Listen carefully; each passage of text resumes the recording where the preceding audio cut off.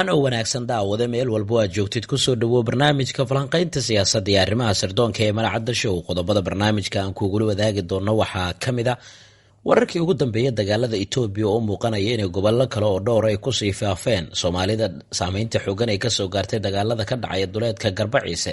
Macluumaadka ku saabsan ciidamada dowlad deegaanka Soomaalida ee halkaasi u direen ee gurmadka ah. Canfarta askarta tirada badan ee halkaasi lagu dilay, tirada dadka Soomaaliyeed ee ku geeriyooday dagaalada Canfarta iyo Soomaalida u dhaxaysa oo sii kordhay, askarta dowladda Turkiga looga dilay gudaha dalka Ciraaq iyo macluumaadyo kale ayaan barnaamijka ku eegi doonaa. Kusoo dhawow falanqaynta siyaasadda iyo arrimaha sirdoonka. Inta badan waxaan xoogga saari doonaa Itoobiya.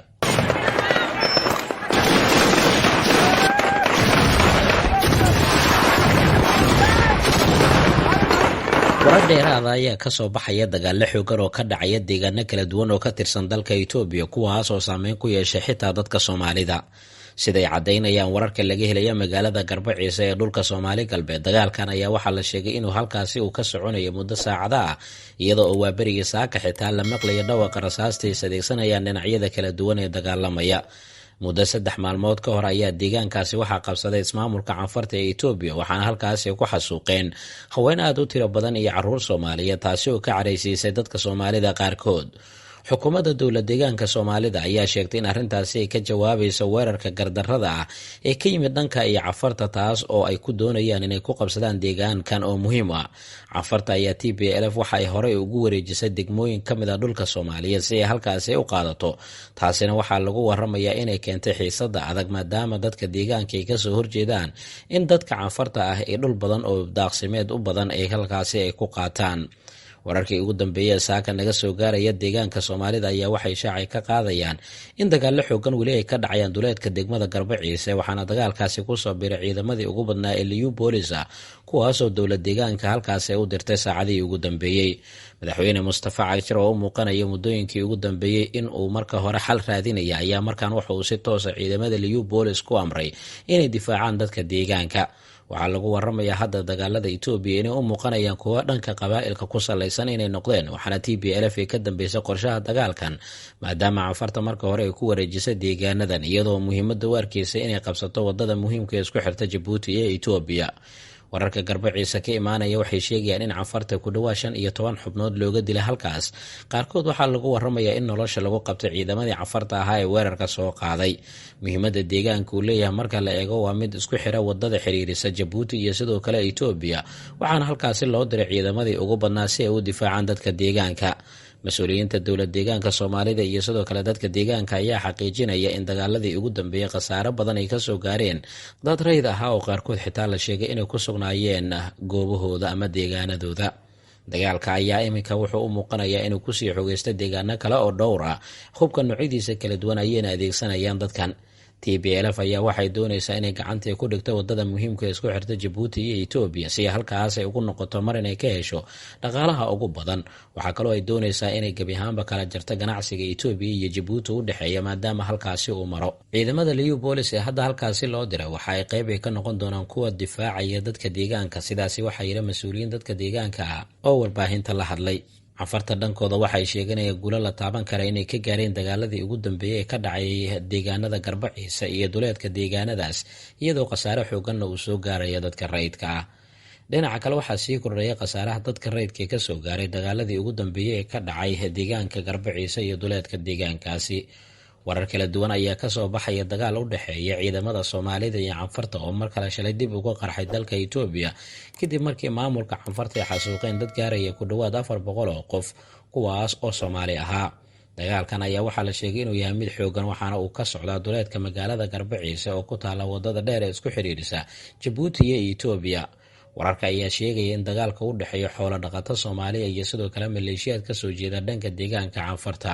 Ilaa dadka deegaanka ayaa sheegay in dhawaaqa rasaasta si xoogan looga maqlayo magaalada iyo agaarkeeda, waxaana la soo adeegsanayaa noocyada kala duwan ee hubka. Dagaalka sidoo kale waxa uu daba socdaa mid ka mid ah sida la sheegay toddobaadkii hore mid ka dhacay aagga haatan lagu dagaalamayo, waxaana ku dhintay Soomaali badan.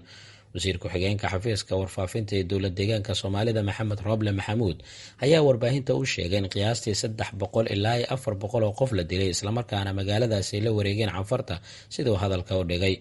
dadka gudaha ku jira ee aan la xiriirna waxay noo sheegeen in dadka la dilay ay gaarayaan ilaa iyo 300 oo qof ilaa ku dhowaad 400. sidaasi waxaa yidhi maxamed rooble maxamuud, wasiir ku-xigeenka xafiiska warfaafinta dowlad deegaanka soomaalida. si kastaba labada dhinac ee haatan ayaa dagaalkoodii dib uu u bilowda, waxaana ku soo aadaya xili maalintii shalay maamulka deegaanka soomaalida uu shaacu ka qaaday inay difaaci doonaan dadka soomaalida ee degan aagga degmada Garbaciise iyo deegaano kale oo halkaasi ku dhow. macluumaadyada kale warbaahinta reer galbeedka ee baahinaysa waxay sheegayaan in dagaalkan laga baqayo inuu ku faafo deegaanada kale ismaamulka soomaalida, gaar ahaan gobolka City iyo gobollo kale oo dhowr ah sida macluumaadka lagu sheegay. xaaladda Itoobiya waa ay kasii daraysaa, dagaalada dhanka qabaa'ilka ku salaysan ayaa sii kordhaya. dhinaca kale TPLF guulo waaweyn ayay ka sheegatay dagaalo la sheegay inay ka dhaceen deegaano ku dhow maamulka Amxaarada. waxay gacanta ku dhigeen maalintii shalay deegaan 100 kilomitir u jira magaalada Gondar, siday xaqiijiyeen mas-uuliyiin ka tirsan Amxaarada. TPLF waxay shaaci ka qaaday in ciidamadeeda ay halkaasi ay ku sugan yihiin, sidoo kalena ay doonayaan inay sii kordhiyaan qorshe ay kula dagaalamayaan maleeshiyaadka halkaasi ku sugan. wararka ka soo kordha dagaalada ugu dambeeya Itoobiya xogaheena kale ayaan ku ogaan doonaa. markaana aan eegno, dowladda Turkiga ayaa shaaca ka qaaday 2 ka mid a askartooda inay geeriyoodeen, mid kalena dhaawac uu soo gaaray kadib markii lagu weeraray waqooyiga dalkaasi Ciraaq. 2 ruux ayaa geeriyooday sida la sheegay kadib markii ciidamadan ay isku dayeen inay howlgal ay ka sameeyaan waqooyiga dalka Ciraaq, sida lagu sheegay qoraal ka soo baxay wasaaradda gaashaandhigga ee dowladda Turkiga maalintii shalay oo Talaado ahayd. mid kale oo askarta ka mid ah ayaa ku dhaawacmay howlgalka loogu magacdaray Gallow Zone, waxaana lagu waramayaa in loo soo wareejiyey mid ka mid ah xarumaha caafimaadda ee ugu dhow ee ku yaala gudaha dalkaani Turkiga. isku dhacyadan ayaa waxay dib uga bilowdeen kadib markii ciidamada ammaanka howlgallo baaritaana ay ka sameeyeen gobolka lagu magacaabo Harkog oo ka tirsan gudaha dalkaasi Ciraaq. howlgalkan ayaa ciidamada militariga ee dowladda Turkiga waxay soo bilaabeen tan iyo sanadkii 2019, waana mid ay sheegeen inay kula dagaalamayaan maleeshiyaad argagixisay oo aqoonsayin oo ku dhuumaalaysanaya gudaha dalka Ciraaq oo PKK loo yaqaan. kooxdan ayaa la sheegay inay isku qarinaysa dhanka waqooyi ee dalka Ciraaq, iyada oo doonaysa inay koonfur kaga soo gudubto xuduudda dalkani Turkiga si ay halkan ay kaga geysato weeraro kala duwan, sida lagu sheegay qoraalka ka soo baxay wasaaradda gaashaandhigga ee dowladda Turkiga. ugu dambeyntii, dowladda Iiraan ayaa waxay shaaci ka qaaday maalintii shalay oo Talaado ahayd in ciidamadeeda ammaanka ay xireen shabakad u shaqaynaysay Israa'iil, islamarkaana ay qabatay kayd hub ahaa oo la doonayay in loo adeegsado xasilooni darro ka dhalata biyo la-aan dalkaasi ka jirta, waxaana sidaasi baahisay warbaahinta dowladda.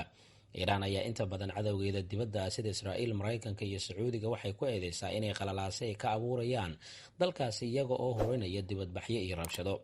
maalintii shalay warka ka soo baxay dowladda ayaa yimid iyada oo ku dhowaad 2 toddobaad ay dalkaasi ka socdaan dibadbaxyo looga cabanaya biyo yari baahsan oo badankood ka jirta koonfurta galbeed dalkaasi Iiraan, kuwaas oo sida la sheegay isku rogay siyaasado kuwaas oo kusii faafay qaybo kala duwan oo ka tirsan dowladda Iiraan. mas-uuliyiinta dowladda Iiraan ayaa ku eedeeya mucaaradka hubaysan inay horinayaan isku dhacyadaas intii ay socdeen dibadbaxyada. kooxaha u dooda xuquuqda aadanaha ayaa sheegaya in ciidamada ammaanka rasaas ay ku fureen dad dibadbaxyo dhigayay. hubka la qabtay waxaa ku jira bistoolado, bamgacmeed, qoryo iyo rasaas, sida uu sheegay sarkaal sare oo aan la magacaabin, oo intaasay ku dareen qaar ka mid a kuwan in la doonayo in loo adeegsado in lagu horiyo isku dhacyada ka soconaya deegaanada dhanka koonfur galbeed ee dalkaasi Iiraan, islamarkaana dibadbaxyada la doonayo in loo adeegsado sida uu sheegay sarkaalka. dowladda Iiraan waxay sheegtay shabakada gacanta ee ku dhigtay inay ahaayeen xubno ka tirsan hay-adda sirdoonka ee Mossad, kuwaasoo doonaya in qalalaaso kale ay ka abuuraan Iiraan. Mossad ayaa inta badan lagu eedeeyaa dhacdooyinkii ugu dambeeyay ee waxyeelada loogu geystay xarumaha nuclear-ka ee dowladda Iiraan. falanqayntii siyaasadda iyo arrimaha sirdoonka ee marcadasho waa naga intaa. macluumaadkan kan xigintan ku kulmi doona nabadgelyo.